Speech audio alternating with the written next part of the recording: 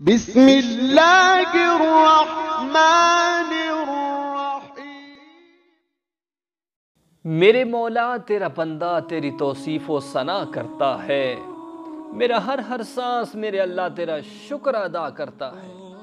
بڑا نادان ہے تجھ کو دور سمجھنے والا، تو رگ و جان سے بھی قریب رہا کرتا ہے۔ نحن اقرب الیہ من حبل الورید، کہ وہ اللہ انسان کی شارک سے بھی زیادہ قریب ہے۔ ایک ماں کتنی محبت کرتی ہے، کتنا اپنے بچے کے ساتھ پیار کرتی ہے کہ اس کے پیار کی کوئی انتہا نہیں ہوتی۔ وہ سب کچھ اپنے بچے کے لیے کرنے کو تیار ہوتی ہے، لیکن اس کی محبت ایک طرف، اور جس اللہ نے انسان کو پیدا کیا 70 گنا زیادہ، ماں سے بھی 70 گنا زیادہ اللہ اپنے بندے سے محبت رکھتا ہے۔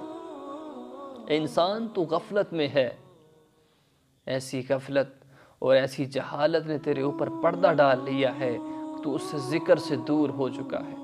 تو سمجھتا کیوں نہیں کہ تو ایک دفعہ پکار تو صحیح۔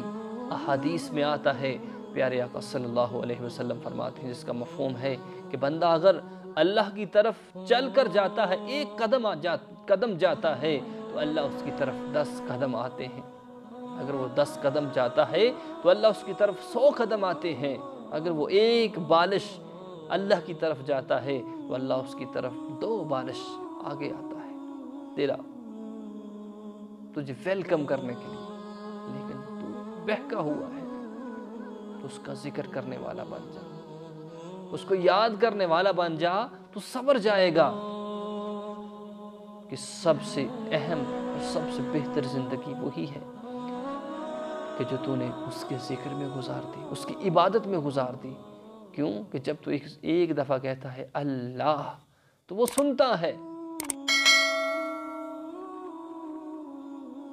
نہ وہ سوتا ہے، نہ وہ کچھ نہیں کرتا، بس وہ تیرے انتظار میں رہتا ہے کہ کب میرا بندہ آئے اور میں اس کو بے حساب رحمت سے بخش دوں۔